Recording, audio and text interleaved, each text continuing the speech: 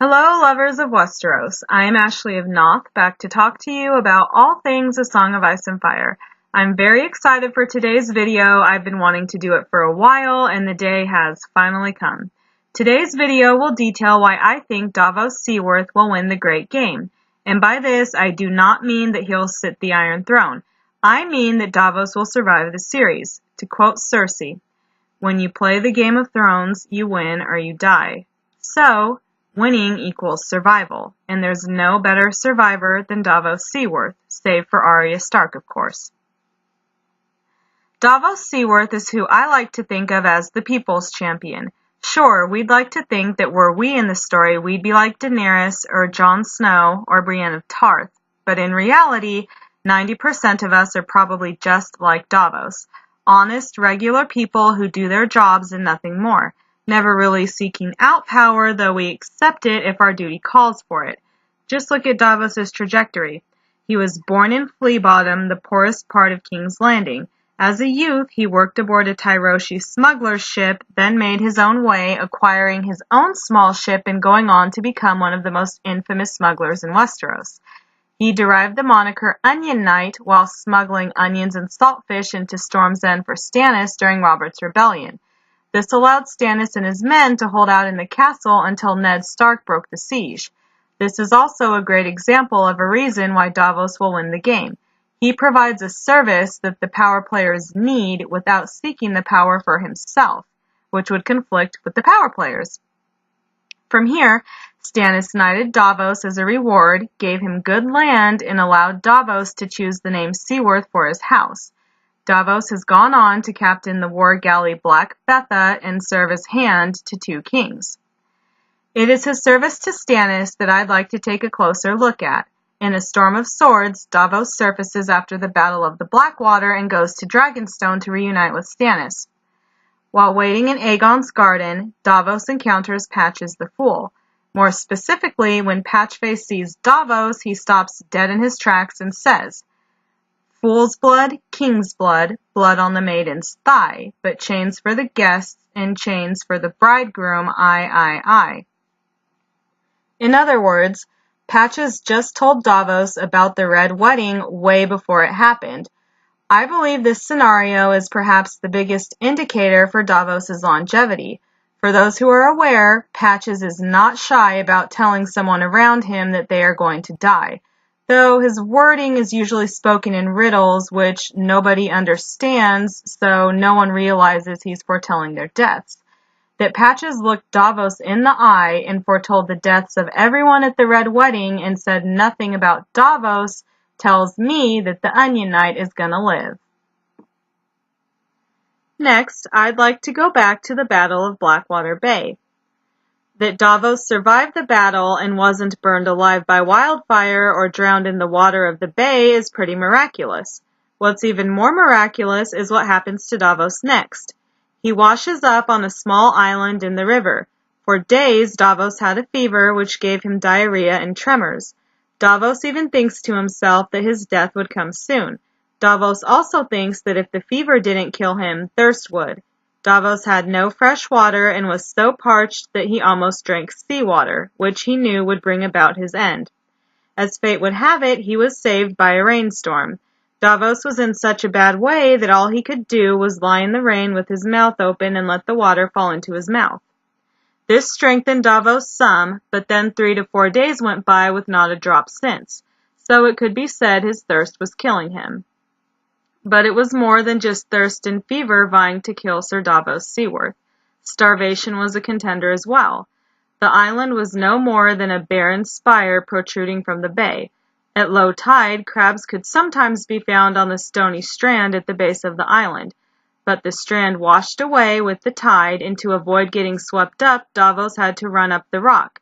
Davos also risked exposure as there was no way to stay dry on the island. So, we've got a half dozen reasons Davos Seaworth should have died: burning, drowning, fever, thirst, starvation, and exposure. But it doesn't end here.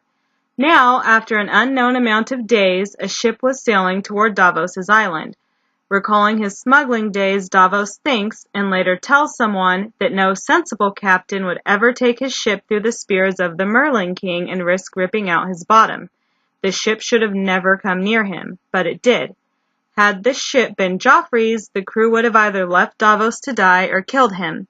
But alas, the ship was not Joffrey's, so again, Davos evades death.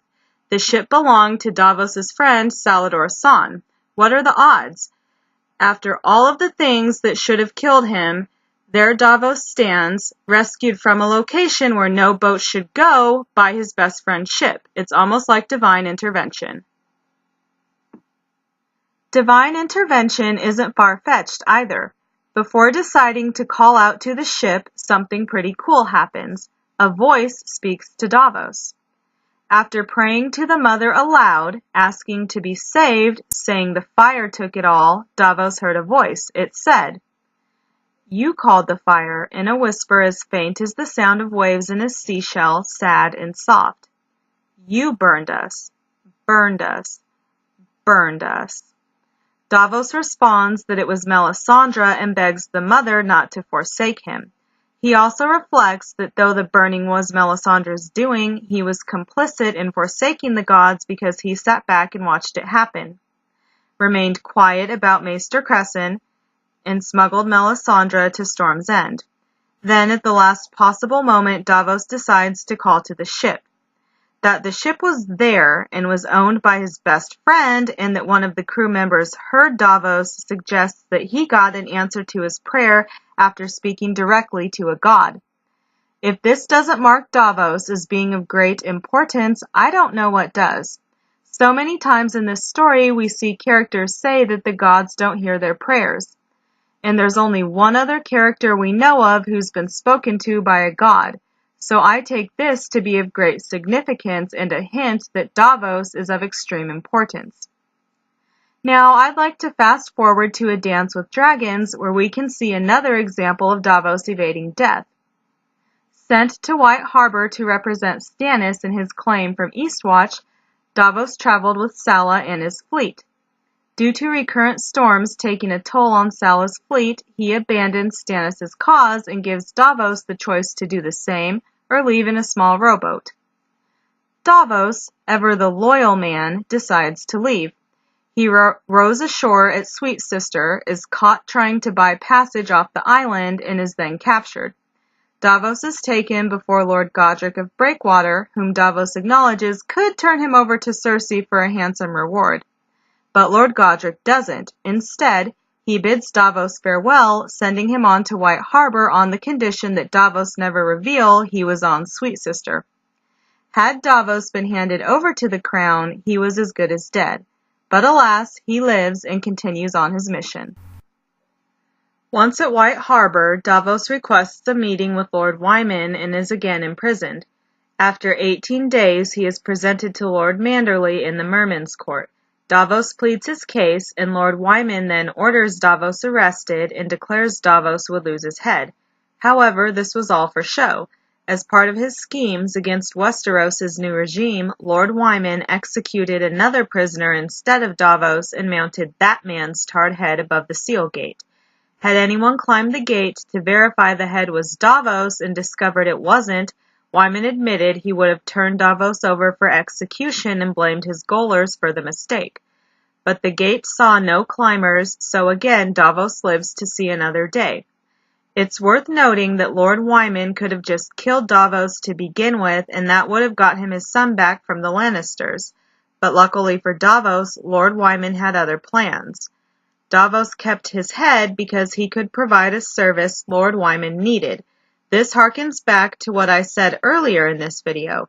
Davos survives because he can provide a service to the power players in the great game and not be viewed as a threat because he doesn't want power for himself. In the end, Davos agrees to smuggle Rickon Stark off of Skagos and deliver him to Lord Wyman's custody. And that's the last we see of Davos in the books to this point. Well, that's actually debatable, but that video will come at another time. Even in the show, we can see Davos has good chances for survival. Something I've felt works in Davos' favor is his adaptability. whether it's campaigning for Stannis at the Iron Bank, tricking people to smuggle Westeros's most wanted from King's Landing, acting as the Lyanna Mormont Whisperer, or giving Stannis unfiltered, honest advice, Davos turns it on. He knows when to be the advisor, the diplomat, the simpleton, and the smuggler. Davos isn't so nice that he's like Sansa was in the beginning. He's not as harsh as Stannis, nor as proud as Cersei.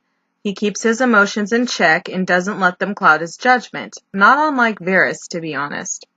Some survive with swords and brute strength. Others, like Davos, survive by smarts and adaptability. This method has worked well for Davos and will continue to do so, in my opinion. And I'm going to wrap things up here and end on that note. It seems clear to me, and I hope it does to all of you, that Davos has done nothing but overcome incredible odds this whole time. He's not the most flashy of characters, but I do believe Davos will survive to the end and has a higher purpose in this story. I am Ashley of Noth. If you enjoyed this video, please give it a like, subscribe to my channel, and join my Khalasar. Jim Young, Cameo, Lady Olenna Tyrell, and Lady De Winter, thank you for your continued support as always, and to everyone, I'm wishing you have a wonderful day and 7 blessings, friends.